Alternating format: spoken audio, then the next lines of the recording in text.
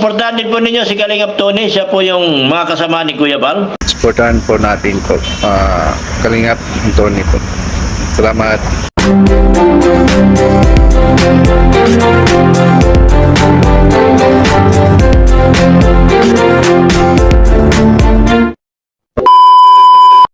Yun. Magandang araw na naman sa lahat. This is Kalingap Tony and welcome back to my channel. For today's vlog po ay gagawa na naman natin ng isang reaction. Ito ang beneficiary ni Kalingap Alvin. Itong sila Totoy ay naitampok na natin yan sa mga nakaraang mga video natin. Nagawa na natin sila ng isang reaction video na kung saan itong batang to ay na si Totoy ay naiiwan lang sa bahay nila mag-isa, no?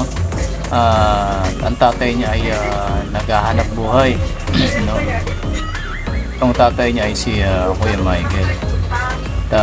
Naging beneficiary ito ni Kalingap Alvin gawa ng talaga namang deserve ng bata, no? Nila Totoy at nung kapatid niya na babae ang tulong nila Kalingap Alvin. Kaya sa mga bago pa lang po sa aking channel, please subscribe Kalingap Tony at syempre kay Kalingap Alvin, pa-subscribe po at pa-support po sa kanyang mga video na nilalabas. Si Kalingap Alvin ay part ng buong team Kalingap. Ayan. At itong issue na bago na naman na natuklasan ni Kalingap Alvin, kaya siya napasugod dito sa bahay nila Totoy, yung pinagawa niyang bahay. Na di umano ay naisanla ni Kuya Michael at ang dahilan ay ito. Panoorin po natin ang buong kwento. Oo, walang... Sa kanya yan, hindi sa iyo yan. Oo, hindi naman sa kanila yan. Kay Marisa. Asa na po si Melissa? Asa na si Melissa? Wala na, may asawa na tayo. Melissa po yung anak, yung babae, yung anak, na anak na babae po. Wala na. Nasaan na po? Ang kasi ang dito, ang inano kasi dito. Asa na yung batang babae po? Lalaki. Yung batang babae, di ba dalawang anak no? Wala na, kinuha ng magulang na babae. Kinuha na. Ang dito kasi, dito kasi anak nila. Nandiyan sa amin sa dalawa. Pero naalam ko naman na yung babae. Ang alam ni... Kasi medyo pag pinagagalaw yung bata, nagpupunga yun. Pero kuya, pag So, ang... legal daw. Ang sa akin malano, di man sa... No comment ko lang, dahil ito pa gagawin. Oo. Kasi itong bahay na ito, Vlogger to pabahay ito ng Kalingap, hindi pwedeng binibenta eh. Story, class ka rin. Oo, hindi po ito binibenta. Kung sakaling ibenta po, hindi po ito natin pinapabenta. Kasi tulong natin ito dun sa mga bata.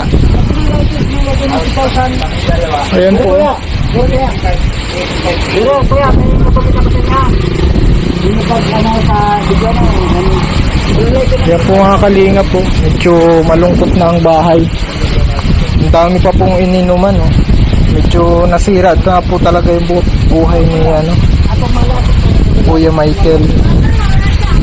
At si Kuya Michael po ay nalulun sa pag-iinom. Si Michael ay si Raulo, bakit po? Kasi, panagkain ng Taga nalulong na, naglasinggero na. Kasi ang inisip niya kasi, di ba sasabihin natin? Pero wanted po si Kuya Michael, bakit hindi hinuhuli? Ang sa akin dun, hindi ko masasabi yan. Kasi si Michael talaga, wanted talaga. Bakit hindi po hinuhuli? Pero alam niyo yun, yung sa anak, Pero hindi ko alam yan. Pagdating ni Kuya Michael, sabihin nyo po na bawal itong ibenta o sangla, doon na lang ito doon kay kay Totoy. Kasi para talaga ito sa mga bata kasi nasa bundok sila. Tapos hindi naman natin inaasahan na magkakaganon si Kuya Michael. Ito sa mga bata, Lalo na ito ng bahay na ito. Para kay malinaw. Melissa ko yan. Oo. Kay Melissa ko yan. Pero si Melissa, wala na. Pag sa kanila dalawa yan. Oo. Ito, tsaka kay Melissa. Grabe nakakaawa naman yung mga bata, no, yung anak ni Kuya Michael, na ito pa lang si Kuya Michael ay nalulong sa pag-inom, no, halos sirain ang bahay at yun nga, sabi nga na naisanla, no, sa halagang 10,000. Grabe, 10,000. Hindi yun kasi pwede, no, na mangyari na sasanla mo ang pabahay ng kalingap o ibebenta. Yun ay hindi pinapayagan ng syempre ng gumawa ng nagpabahay.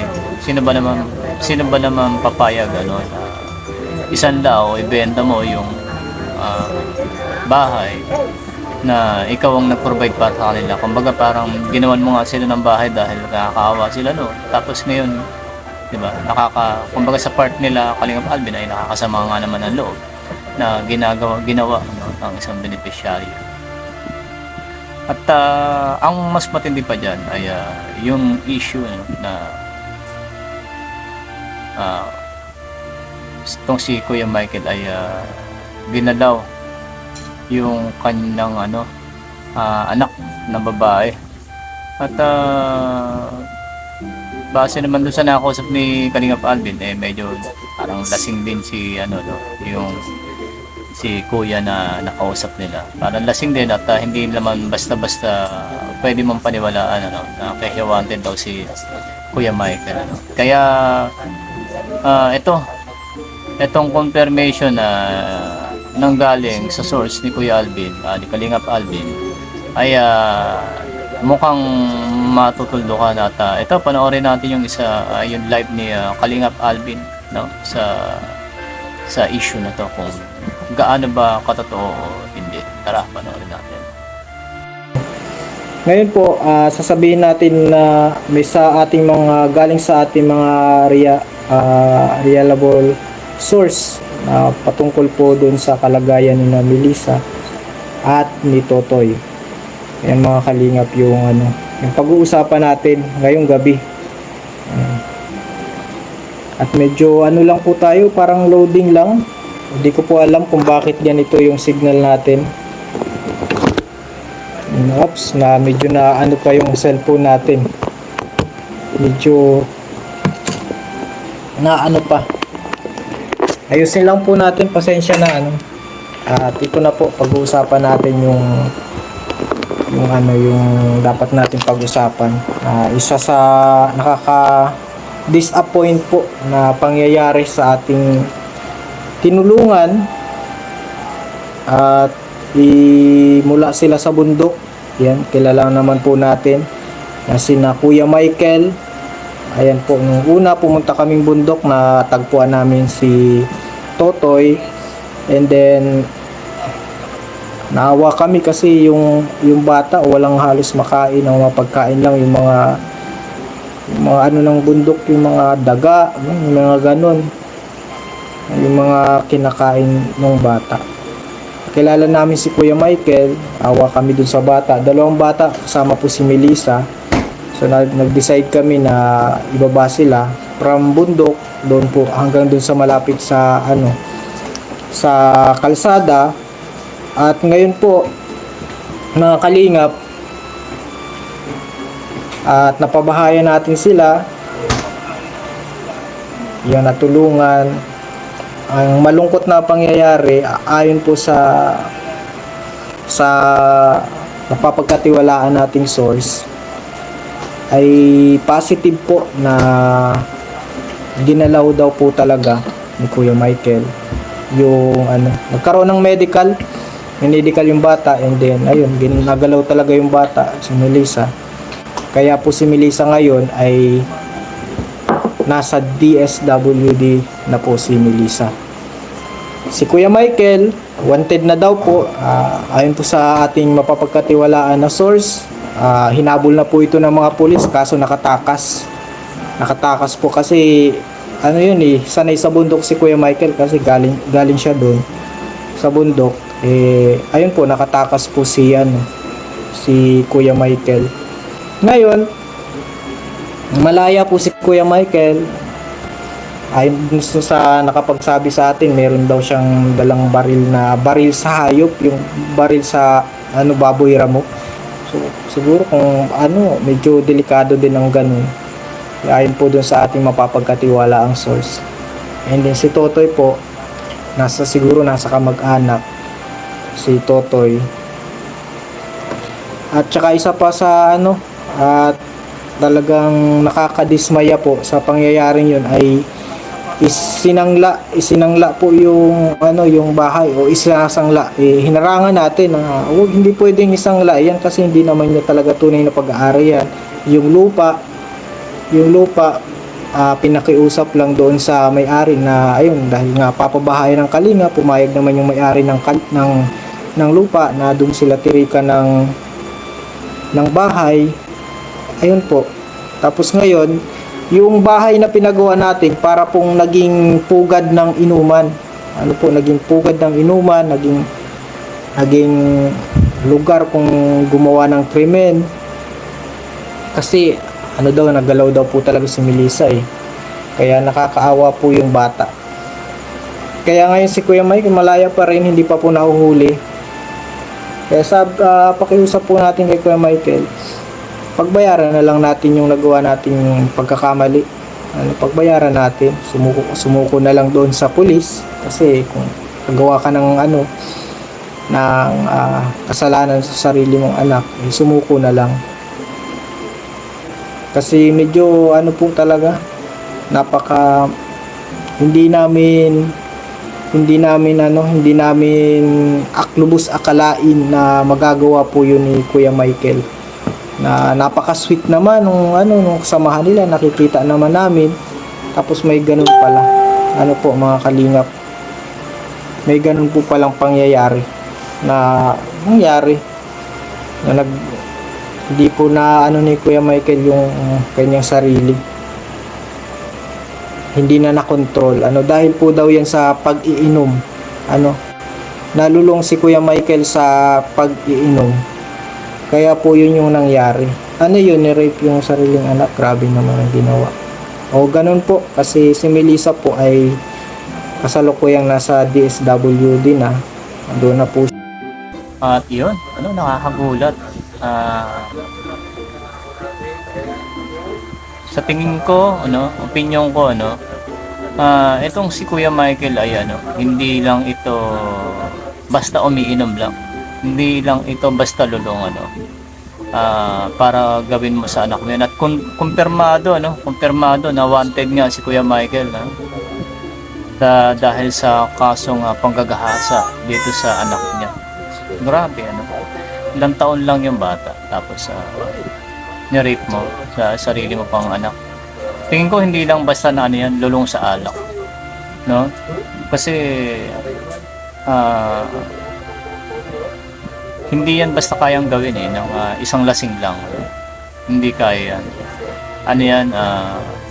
100% yan na yan si Kuya Michael ay gumagamit ng pinagbabawal na gamot. Kumanan ka kanina, power off. Kasi hindi naman gawain talaga ng tamang lasinggero lang yan. Marami akong kilala na talagang halos